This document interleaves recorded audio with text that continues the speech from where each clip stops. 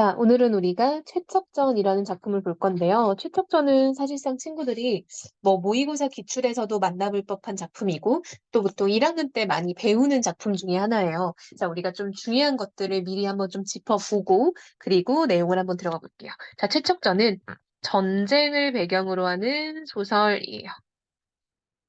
근데 보통 우리가 이제 예전에 고전 소설 중에 전쟁을 다루는 소설들을 보통 군담 소설이라고도 하거든요. 근데 이 작품은 전쟁을 다루고 있지만 군담 소설적 측면은 조금 별로 없는 특이한 구성을 가지고 있다. 즉, 다른 소설들은 전쟁의 장면을 많이 보여준다면 이 작품은 전쟁으로 인해 피폐해진 백성들을 보여준다. 라는 게 조금 더 중요한 작품이에요. 즉, 전쟁터 그 자체, 어떤 뭐 영웅적 활약 이런 것보다는 그것으로 인해서 백성들이 얼마나 힘들었는지를 보여주는 작품이에요. 그래서 이 작품은 여러 번의 가족들이 만남과 이별을 반복하는 구성을 가지고 있어요. 그래서 가족들이 만났다가 다시 재회했다가, 그쵸? 아, 다시 만났다가 헤어졌다가, 다시 재회했다가 또 헤어졌다가, 이런 구조를 가지고 있어서 이런 점에서 백성들이 전쟁을 겪으면서 굉장히 힘들었겠구나를 알 수 있다라는 거죠. 그래서 이 작품은 우리가 이러한 구조에 조금 더 집중을 해서 보면 좋을 것 같아요. 자, 한번 우리가 이야기를 읽으면서 정리를 해볼게요. 남원 사람인 최척은, 아, 여러분, 자, 최척이라는 지금 주인공 나왔는데요. 이 사람은 남원 사람이래요. 이 남원은 지금도 전라북도에 있는 실제 지명이죠. 전라북도의 한 도시의 구체적 지명을 제시함으로써 뭔가 사실성이 고조되죠. 예전엔 여러분, 고전 소설들은 보통 중국을 배경으로 하는 경우가 많았어요. 근데 이 작품은 실제 우리나라 조선을 배경으로 하고 있다는 점에서 특이하죠. 부친의 친구인 정생원의 집으로 공부를 하러 다니다가 정생원의 친척이자 과부인 심씨의 딸 오경에게서 구애 쪽지를 받는데요, 여러분. 자, 여러분, 이런 부분도 아주 중요합니다. 왜요? 우리 조선시대에는 보통 어떻게 결혼했는지 알아요? 음, 그치. 집안끼리 정략적으로 결혼하는 경우가 많았는데 지금 얘네는 자기들끼리 연애를 하고 있죠. 자유연애 사상이 들어간다라는 점에서 특이하네요. 자, 이어서 맞아 볼게요. 그 최척과 오경은 편지를 주고받으며 사랑을 확인하고 정생원에게 혼담 조선을 부탁한다. 두 사람은 마침내 약혼을 하게 되지만 혼인날을 기다리던 중 최척이 외병의 침을 막기 위해 의병으로 전쟁에 나가게 된다. 여러분, 이게 바로 첫 번째 이별이라고 할 수 있겠죠. 자, 이게 바로 두 사람의 첫 번째 이별. 뭐 때문에? 전쟁 때문이래죠. 그쵸? 그래서 첫 번째 이별이라고 적어볼게요. 이유는 전쟁. 혼인날이 지나도 그가 돌아오지 않자 심씨는 부잣집 잠시만요. 부잣집 아들인 양생을 사위로 맞이를 한다. 하지만 오경은 최척을 끝까지 기다려 혼인하고 첫 아들 몽석을 낳아 행복한 나날을 보낸다. 아, 여러분, 지금 오경은 굉장히 의리 있는 모습으로 그려져 있죠. 지금 나랑 연애했던 남자가 전쟁터에 가서 못 돌아올 수도 있는데 굉장히 의리 있고 어떤 조금 자신의 주장을 굽히지 않는 그런 적극적인 면모가 있죠. 자, 그러던 중에, 또요, 그쵸? 정유재란이 일어나 채척과 우견은 또다시 헤어진다라고 해서 지금 두 번째 이별까지 나왔어요. 그래서 첫 번째 전쟁은 이제 임진왜란이었겠죠? 그래서 지금 두 번째 이별을 하게 됐는데 그 이별의 이유도 역시 뭐다? 전쟁 때문이다. 라는 거. 자, 이제 앞부분 줄거리는 끝났고 본격적으로 들어가 볼게요. 그때 마침 명나라 장수가 기병 10여인을 이끌고 남원성에서 나와 금석교 아래에서 말을 시키고 있었대요. 아, 명나라 장수, 중국 사람이죠? 최척은 의병으로 나가 있을 때 꽤 오랫동안 명나라 군대와 접촉한 경험이 있어 중국말을 조금 할 줄 알았대요. 자, 여러분, 최척이 누구를 만나게 됐는데요. 어떻게 만나게 됐어? 그때 마침 얘가 우연히 말을 시키고 있었는데 거기서 만났다라는 거죠. 즉 이런 게 바로 뭐야? 고전 소설의 우연성인 거죠. 그냥 마침 딱 거기서 어쩌지? 이렇게 이런 일이 이런 느낌으로 우연적으로 이야기가 전개되는 경우가 굉장히 많아요. 자, 근데 최척은 마침 중국어를 좀 할 줄 알아서 말이 통하는 거야. 최척은 명나라 장수에게 자기 일가가 모두 해를 입은 상황을 말하고 의탁할 곳이 없게 된 자신의 신세를 하소연한 뒤 중국에 따라 들어가 은둔하고 싶다고 말했다. 명나라 장수는 그 말을 듣고 측은히 여겼으며, 그쵸? 최척이 불쌍했대요. 또 최척의 뜻을 가련히 여겨 이렇게 말했다. 나는 오총병의 천총 여유문이라, 그쵸? 명나라 장수 이름인 여유문인데요. 여러분, 총병은요, 좀 나름 고위직이고요. 천총은 그 사람의 하급 관리야. 그러니까 여유문은 엄청 신분이 높은 사람은 아니에요. 이런 거 체크하세요, 여러분. 자, 여유문은 신분이 높은 사람은 아니어서 뭐라고 해? 가난하지만 먹고 살만하다라고 얘기하고 있죠. 인생은 마음을 알아주는 사람을 만나는 게 중요하니, 여러분, 이런 걸 우리가 뭐라고 하냐면, 지음이라고 하죠. 지음. 내 마음을 알아주는 친구, 이런 거를 지음이라고 해요. 먼 곳이건 가까운 곳이건 자기 마음 가는 대로 논일고 머물 따름이지. 하필 구석진 땅에 머물며 옹색하게 살 이유가 무엇 있겠소? 여러분, 구석진 땅은 어디야? 그치, 조선 말하는 거죠. 즉, 같이 가자는 거죠. 채척에게 말 한 피를 주어 자신의 진영으로 데리고 갔다. 세척은 용모가 빼어나고 생각이 주도면밀하며 말타기와 활쏘기를 잘한 데다 문장에도 능했으므로, 자 여러분, 이런 부분을 우리가 열심히 봐야 되는데요. 세척은 용모가 빼어나고 생각이 주도면밀하고 말타기와 활쏘기를 잘한 데다가 문장에도 능했대요. 여러분, 이런 걸 우리가 뭐라고 하냐면 세척의 성격을 그냥 직접적으로 알려주는 거죠. 그래서 이런 걸 우리가 직접 제시라고 해요. 근데 이런 거는 성격을 말해준다라고 해서 말하기 기법이라고도 하고요. 그 영어로 텔링 기법이라고도 해요. 근데 이거를 그냥 설명해서 알려준다라고 해서 설명적 제시라고도 하고요. 이 사람의 성격을 여러분 보려면 봐봐, 얘들아. 우리가 어떤 사람을 만났어. 딱 보자마자 성격이 보여요? 아니면 조금 오랫동안 보면서 관찰해야지 보여요? 그치. 당연하지, 여러분. 보자마자, 너 딱 뭐지? 이런 사람들은 거의 말이 안 되죠. 우린 그래도 한 오랫동안 그 사람을 옆에서 보면서 그 사람의 행동하고 말하는 걸 보면서 성격을 추측하는 거지. 근데 이렇게 딱 알려주면, 요약적으로 독자 입장에서 알게 되잖아요. 그래서 이런 걸 요약적 제시라고 해요. 자, 여러분, 이거는요. 고등부에서 처음 배우는 내용이기 때문에 시험에 굉장히 많이 나오는 요소 중에 하나예요. 이걸 이제 중등부에서 많이 안 배우고 고등학교에 올라오면서 배우는 개념이어서 이런 거는 굉장히 문제에 많이 출제됩니다. 여유문은 이런 최척을 매우 아껴서 한 상에서 밥을 먹고 같은 이불을 덮고 잠을 잘 정도였다. 얼마 뒤 총병의 군대가 명나라로 돌아가게 되었다라고 해서 여러분 이제 조선에서 명나라로 지금 이동이 됐겠죠? 최척도 함께 중국으로 갔죠. 여의무는 채척을 전사한 병사 한 사람 대신 명부에 끼워 넣어. 아, 여러분 봐봐. 어떻게 데려갔냐면 죽은 사람으로 둔갑시켜서 지금 데려가는 거죠. 전사한 한 사람 대신 명부에 끼워 넣어 국경을 통과하게 한 뒤 요흥으로 데리고 가서 함께 살았대요. 아, 구체적으로는 명나라의 요흥에 갔죠. 이에 앞서 최척 일가가 외적에게 붙잡혀 섬진강에 이르렀을 때다. 여러분, 섬진강은 남원 근처에 있는 강이에요. 외적은 채척의 부친과 장모가 늙고 병들었다 여겨 감시를 소홀히 했다. 두 사람은, 여러분 두 사람 누구야? 채척의 부친과 그 장모인 거예요. 한마디로 오경의 엄마죠. 특이하게 지금 피난을 가고 있어. 채척의 아빠와 오경의 엄마가 지금 함께 막 도망 다니고 있는 상황인 거예요. 외적의 감시가 태만한 틈을 타 갈대숲에 몸을 숨겼다. 외적이 떠난 뒤 마을을 돌아다니며 구걸을 하다가 어느 절이죠? 연곡사에 이르렀다. 그런데 연곡사 승려들의 방에서 아기 우는 소리가 들리는 게 아닌가? 심씨가 울며 최숙에게 말했다. 최숙은 이 최척의 아버지겠죠? 어떤 아이의 울음소리이길래 우리 손주와 소리가 똑같을까요? 라고 했더니 최숙은 급히 문을 열고 들여다보니 과연 몽석이었다. 여러분, 말도 안 되지. 드라마에서 이렇게 나면 어떡해? 억까라고 욕먹겠지. 자, 이런 게 바로 뭐야? 우연성이죠. 고전 소설은 이렇게 마침 거기서 내가 필요로 했던 게 딱 나타나는 이런 우연성에 의한 전개가 많이 일어나요. 여러분, 우연성의 반대말이 개연성이야. 그니까 이 고전 소설은 우연성이 굉장히 높기 때문에 개연성은 떨어지는 측면이 있겠죠. 최숙은 우는 아이를 품에 안고 한참 어루만졌다. 잠시 후 최숙이 승려들에게 물었다. 이 아이를 어디서 내려왔어? 혜정이라는 승려가 앞으로 나오며 이렇게 말했다.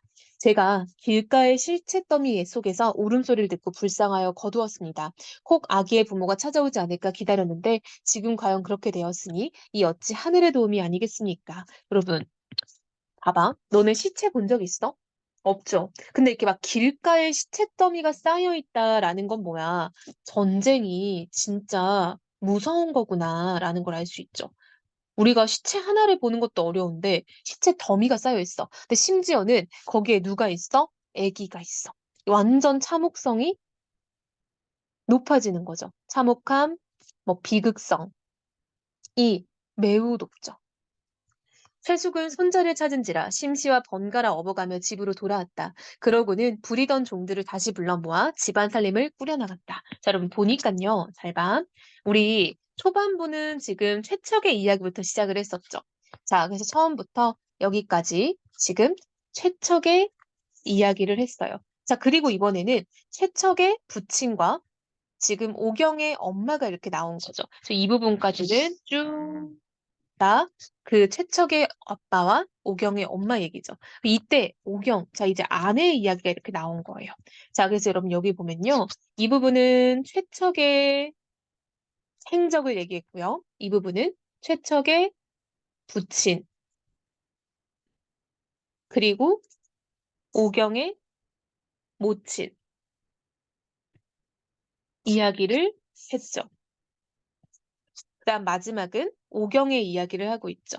이렇게 그 시점 누구, 그 시점 누구, 그 시점 누구 해서 비슷한 시간대를 지금 서로 다른 인물들의 행적을 알려주는 거야. 이해됐어요? 그때쯤 같은 시간에 A는 뭐 하고 있었고 B는 뭐 하고 있었고 C는 뭐 하고 있었고 이걸 보여주는 거예요. 자, 이때 오경은 아내죠. 외적 도누라는 자에게 붙잡혀 있었다. 외적은 여러분 적인데 그쵸? 도누는 늙은 병사로 살생을 하지 않는 불교 신자였다. 본래 장사꾼으로 항해에 능숙했으므로 외장 소서행장이 그를 성장으로 발탁하였다. 도누는 명민한 오경이 마음에 들었다. 그래서 혹 달아날까 싶어 좋은 옷과 맛난 음식을 주어 그 마음을 안심시키려 했다. 오경은 물에 빠져 자살할 생각으로 몇 번이나 배에서 빠져나왔겠지만, 자, 여러분, 왜요? 오경이 왜 죽으려고 했을까? 그치. 전쟁 중에 가족들의 생사를 알 수 없어서. 가족들을 생사도 알 수 없고 죽었다고 생각을 했겠죠. 다시는 못 만났을 거라라고 생각을 하는 거죠. 플러스 영영 가족을 못 만날까 봐 슬퍼하고 있었던 거예요. 어느 날 밤 오경의 꿈에 장육불 부처져 불이 나타나 이렇게 말했다. 나는 만복사의 부처다. 죽어서는 안 된다. 훗날 반드시 기쁜 일이 있을 것이다. 여러분 이 만복사가요. 남원에 있는 절이에요. 우리 아까 그 얘네들의 처음 만난 곳이 남원이었잖아. 그치? 죽어서는 안 된다. 훗날 분명히 기쁜 일이 있을 거다. 여러분 이런 거 뭐라고 해요? 그쵸? 뒷얘기 스포해주는 거 우리 복선이라고 하죠. 저 지금 이 부분에서 소설에 복선이 나오고 있죠. 야, 너 좋은 일 있을 거야. 라고 알려주는 거죠. 자, 그래서 지금 오경은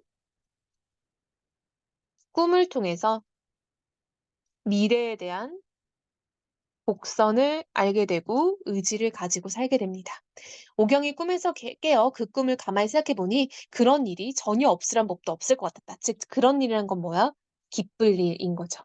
그래, 내가 살다 보면 다시 기쁠 일도 있고 가족들도 만날 수 있겠지 하면서 억지로 먹어 목숨을 부지했다. 도노의 집은 나고야에 있었다. 여러분, 이번엔 일본이야. 아까는 명나라에 있었죠. 늙은 아내와 어린 딸만 있을 뿐 집안에 달리 남자가 없어 오경을 집에 살게 하되 아내와 딸이 있는 내실로는 출입하지 못하게 했다. 여러분 봐봐. 이상하죠? 오경은 여자야. 근데 도누는 자기 아내랑 딸이 있는데 오경을 절대 못 들어가게 했대. 원래대로라면 여자는 여자끼리 방을 쓰는 게 맞잖아. 근데 왜 못 들어가게 했을까? 자, 오경은 도누를 속여서 이렇게 말했대. 저는 본래 체격이 왜소하고 병이 많은 약골이라 조선에 있을 적에도 젊은 남자들이 하는 일은 하지 못했습니다. 바느질이나 밥 짓는 일만 할 수 있지 다른 일은 할 수 없습니다. 라고 해서 지금 이게 무슨 상황이냐라고 봤더니 오경이 남장을 한 거예요. 오경이 남장을 하고 다니기 때문에 도누는 오경이 남자인 줄 아는 거야. 도누는 이를 믿은 거예요. 그래서 자기 아내와 딸이 있는 방에는 못 들어가게 하는 거야. 얘가 남잔 줄 알고. 그래서 오경도 지금 속이는 거죠. 오경이 여자니까 체격이 왜소할 거 아니야. 근데 저는 원래도 약골이었어요. 라고 해서 지금 도누를 속이고 있는 거죠.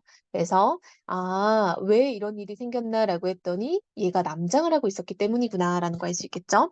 도누는 퍽 가련히 여겨 오경에게 차우라는 이름을 붙여주고는 배를 타고 장사하러 나갈 때마다 항해장 일을 맡겨 중국의 복건성과 절강성 일대를 함께 돌아다녔다. 아, 얘네가 중국까지도 이제 막 다니고 이랬네요. 이때 최척은 요흥에 머물며 여유문과 의형제를 맺었다.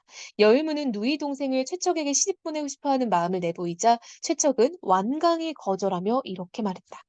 우리 일가족이 외적의 침탈을 입어 지금껏 늙은 부친과 가녀린 아내가 살았는지 죽었는지조차 몰라 제사도 지내지 못하고 있습니다.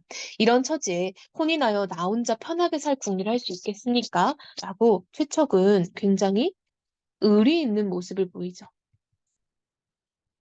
자기는 아내가 있고 가족들이 살았는지 죽었는지 모르는데 나만 편하게 지낼 순 없다는 거야. 여유문도 최척의 생각을 의롭게 여겨 더 이상 혼인을 권유하지 않았대요. 그의 겨울 여의문이 병으로 죽었다.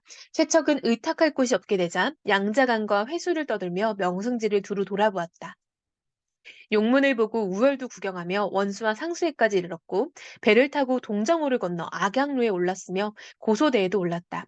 산과 강가에서 노래를 부르기도 하고 구름 사이에서 배회하기도 했다. 그러다 보니 훌쩍 속세를 버리고픈 마음이 들었다. 해섬도사 왕용이란 사람이 청성산에 은거하며 신비로운 선약을 만들 뿐만 아니라 신선이 되는 술법을 지었다는 말을 듣고 촉당으로 들어가 그 술법을 배우리라 마음먹었다.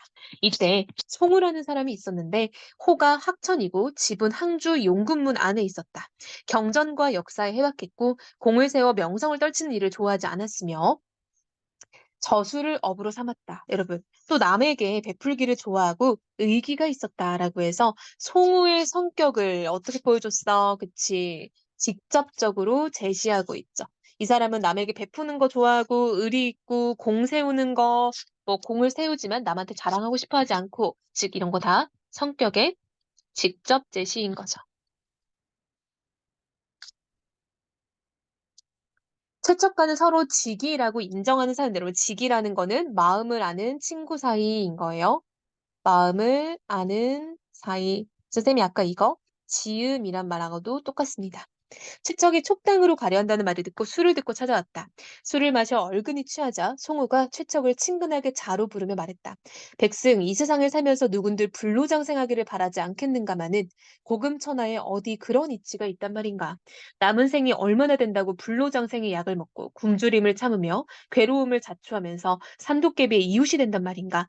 나와 타고 배 타고 5월 땅을 오가면서 비단이나 차를 매매하며 남은 생을 즐기는 게 세상사에 통달한 사람이 할 일 아니겠나? 최척이 홀연 깨닫고 마침내 송우와 함께 길을 떠났다. 여러분 봐봐. 여기서 우리가 뭘 알 수 있냐면 이 사람이 그냥 우리 배 타고 왔다 갔다 하면서 장사나 하면서 살자라고 얘기를 했죠. 근데 우리 아까 전에 최척의 부인인 오경 역시 돈우랑 함께 다니면서 배를 타고 장사하러 나갈 때마다 이 오경을 데리고 다녔다라고 했었잖아요. 아, 그럼 우리가 여기서 좀 느낌이 오지. 둘이 만날 수도 있겠다. 그치? 최척은 후렴 깨닫고 이제 마침내 길을 떠났고요. 경자년 봄이었다라고 해서 지금 시대적 배경을 딱 정확히 알려주고 있죠. 1600년이래요. 자, 시대적 배경과 봄이니까 계절적 배경도 지금 드러나 있죠. 세척은 송우를 따라 한 마을의 장사꾼들과 함께 배를 타고 안남으로 장사를 하러 갔다. 여러분, 와, 이거는 이제 중국, 일본에 이어서 베트남까지 나오는 거야. 동남아까지. 이때 일본의 배 10여 척도 같은 포구 안에 정박해 있었다. 여러분, 느낌이 오죠? 왜? 일본에선 누가 왔다 갔다 해? 그치. 도누랑 오경이 왔다 갔다 하잖아. 열흘 넘게 머물러 4월 초 이튿날이 되었다. 하늘엔 구름 한 점 없고 물빛은 비단처럼 고왔다. 바람이 그쳐 물결이 잔잔했으며 사방이 고요해 그림자 하나 보이지 않았다. 여러분, 자, 지금 여기까지 배경과 분위기를 묘사하고 있죠. 뭔가 좀 조용하고, 막 자연은 좀 잔잔하고. 배경과 분위기 묘사를 통해서 소설이 지금 어떤 상황인지 알려주고 있는 거죠. 뱃사람들은 깊은 잠에 빠져 있었고 간간이 물새 울음소리가 들려올 뿐이었다. 일본 배에서는 연부라는 소리가 들렸는데 그 소리가 매우 구슬펐다. 최척은 홀로 선창에 기대 자신의 신세를 생각하다가 짐꾸러미 안에서 퉁소를 꺼내 슬픈 곡조의 노래를 한 곡 불어 가슴속에 맺힌 슬픔과 원망을 풀어보려 했다. 자, 여러분, 최척이 이렇게 슬프고 뭔가 원망스러운 이유는 뭐야? 뭐예요? 알죠? 그쵸. 가족들과 이별했는데 가족들의 생사도 알 수가 없잖아. 그쵸? 최적의 퉁소 소리에 바다와 하늘이 애처로운 빛을 띠고 구름과 안개도 수심에 잠긴 듯했다. 뱃사람들도 그 소리에 놀라 일어나 모두들 서글픈 표정을 지었다. 여러분, 자 사실은 바다와 하늘, 구름, 안개 이런 것들은 다 감정을 느낄 수가 없죠. 자연물이 마치 함께 슬퍼하는 것 같다라고 해서 자연물에 최척이라는 인물의 감정을 이입해서 표현하는 거죠. 그래서 이런 것들을 우리가 객관적 상관물이라고 하죠. 시에서는. 그래서 이제 사람들도 모두 다 "뭐야, 뭐야? 뭐야, 뭐야?" 하면서 웅성웅성 이렇게 나와서 슬프다라고 생각을 했대요. 근데 갑자기 문득 일본 배에서 연보라는 소리가 뚝 그치더니 잠시 후 조선말로 시를 읊는 소리가 들렸대요. 공교롭죠? 왕자교 퉁소불제 달은 나지막하고 바닷빛 파란 하늘엔 이슬이 자욱하네. 푸른 난새 함께 타고 날아가려니 복례산 안개 속에서도 길 잃지 않으리라고 시 읊는 소리가 그치더니 한숨소리, 쯧쯧 협찬 소리가 들렸다. 최척은 시 읊는 소리를 듣고는 깜짝 놀라 얼이 빠진 사람 같았다. 저도 모르는 새 퉁소를 땅에 떨이고 마치 죽은 사람처럼 멍하니 있었다. 송우가 말했다. 왜 그래? 라고 물어봤더니 거듭 물어도 대답이 없었다. 세 번째 물음에 이르러서야 비로소 최척은 뭔가 말을 하려 했지만 목이 막혀 말을 하지 못하고 눈물만 하염없이 흘렸대요. 최척이요. 막 이렇게 슬퍼하고 있어요. 그리고 이 사람이 퉁소를 땅에 털리고 마치 죽은 사람처럼 멍하니 서 있었대요. 자, 그럼 봐봐. 우리 여기서도 지금 최척의 심리가 드러나고 있죠. 자, 최척은 어떤 심리를 느끼는 것 같아? 일단 퉁소를 뚝 하고 떨어졌어. 뭐야? 놀라움이죠. 충격받은 거지. 두 번째, 목이 막혀 말을 하지 못하고 눈물 막 울더래요. 슬픔인 거죠. 자, 근데 여러분, 대놓고 최척은 놀랐다. 최척은 슬펐다라는 말 있어, 없어? 없죠. 이런 걸 심리의 간접 제시라고 합니다. 근데 여러분, 간접 제시는 이렇게 행동이나 대화를 통해 보여주는 거예요. 그래서 이런 걸 우리가 보여주기 기법이라고 해요. 영어로 보여주다는 쇼죠. 그래서 이런 걸 showing이라고 합니다. 자, 여러분 이런 거는요. 행동을 보여줘야 되니까 어떤 장면을 보여줘야겠죠? 장면적 제시라고 해요. 여러분 이런 거는 우리가 장면을 그려주니까 드라마틱하게 극적으로 제시되죠. 그래서 극적 제시라고 합니다. 최척은 잠시 후 마음을 진정시킨 뒤 이렇게 말했다. 저건 내 아내가 지은 시일세. 진짜 깜짝 놀랐겠죠. 저거 뭐 앞에서 조선말로 읊었던 이 시 있죠. 앞으로 넘어갔네. 그쵸? 여기 있던 이 시가 자기 아내가 지은 거래. 그러니까 최척 입장에서는 충격을 받은 거죠. 우리 아내가 죽었는지 살았는지도 모르는데 누군가 그걸 부르는 거야. 우리 부부 말곤 아무도 알지 못하는 시야. 게다가 방금 시를 읊던 소리도 아내 목소리와 흡사해. 혹 아내가 저 배에 있는 게 아닐까? 그럴 리 없을 텐데 말이야. 그러고는 자기 일가가 외적에게 당했던 일의 전말을 자세히 사람들한테 알려줬대요. 자, 여러분 이런 거 뭐야?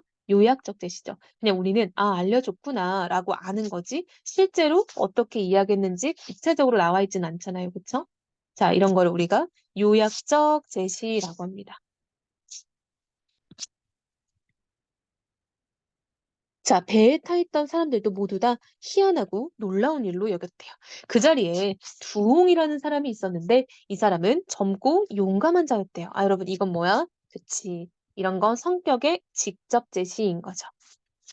젊고 용감하다라고 딱 잘라서 말해주잖아. 그치? 두홍은 최척의 말을 듣더니 의기 넘치는 표정이 되어 주먹으로 노를 치고 분연히 일어서며 이렇게 말했다. 내가 저 배로 가서 사정을 살펴보겠어. 했더니 송우가 부홍을 말리며 얘기했다. 야심한 시각에 소란을 일으켰다가는 큰 난리도 날지 모르네. 내일 아침에 조용히 처리하는 게 좋겠어. 라고. 자, 여러분. 송우가 지금 두홍을 말렸죠. 자, 여러분. 지금 두홍은 굉장히 성격이 급하니까 막 "내가 지금 당장 확인할래." 이랬는데 송우는 좀 성격이 침착한 걸 알 수 있죠. 그래서 지금 송우의 성격이 간접적으로 제시되고 있죠. '아 이 사람은 날 밝으면 우리 예의 있게 가자.'라고 하는 거죠. 사람들이 모두 "그러는 게 좋겠다."라고 했다. 최척은 앉은 채로 아침이 오기만을 기다렸다. 여러분 이것도 봐봐. 최척이 앉은 채로 아침이 오기만을 기다리는 건 뭐야? 엄청 약간 얘는 지금 고대하고 있다라는 거 알 수 있죠. 이윽고 해가 떠올랐다. 세척은 즉시 해안으로 내려가 일본 배 앞으로 다가갔다. 그러고는 조선말로 물었다. 간밤에 시를 읊던 사람은 분명히 조선 사람이었어. 나 역시 조선 사람인데 한번 만나볼 수 있다면 그 기쁨은 타국을 떠돌아내다가 자기 나라 사람 비슷한 일을 보고 기뻐하는데 견줄 수 있겠소? 오경은 어젯밤 배 안에서 최척의 퉁소 소리를 들었다. 자, 여러분 여기 보세요. 여기까지는 최척의 시점인 거야.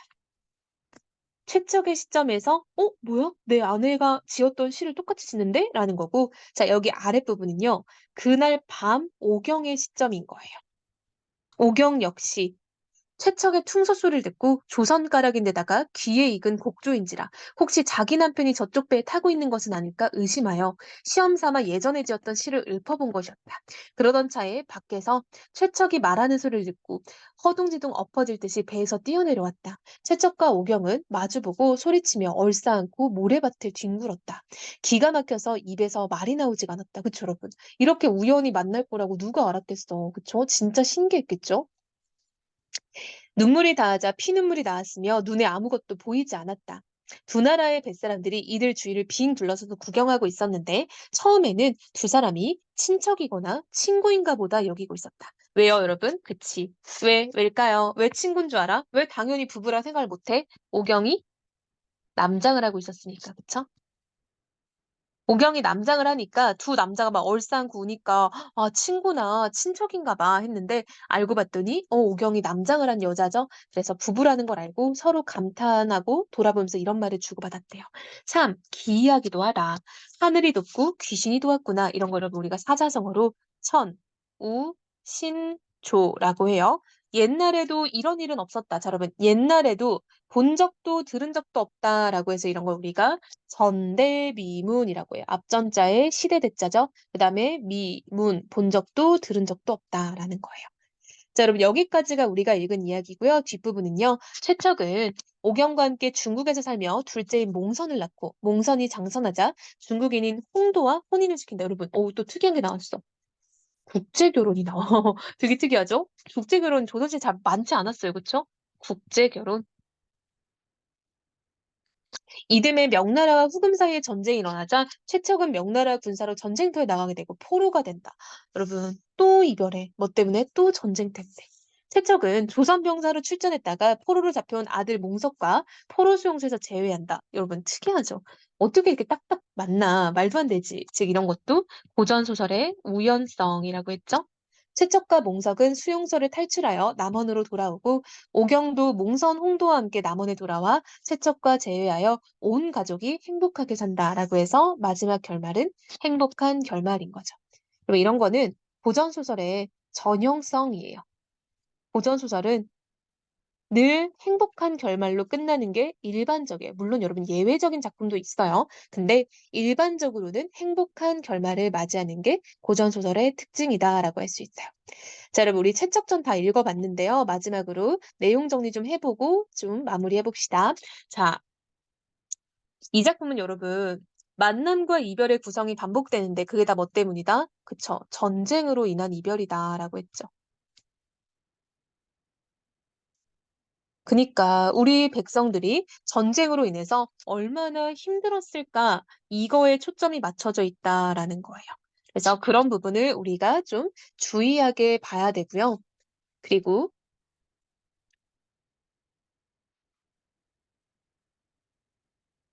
우리가 이제 뭐 고등부에서 처음 배우는 개념이라고 했었죠. 성격의 직접 제시, 간접 제시 이런 것들 쌤이 표시를 해줬었죠. 자 보면은 쌤이 빨간색으로 표시한 부분은 직접 제시예요. 그리고 파란색으로 표시한 부분은 간접 제시였죠. 그래서 그런 것들을 좀 눈여겨 보면 좋을 것 같아요. 그래서 정리를 잘 해보면 좋을 것 같고요. 자,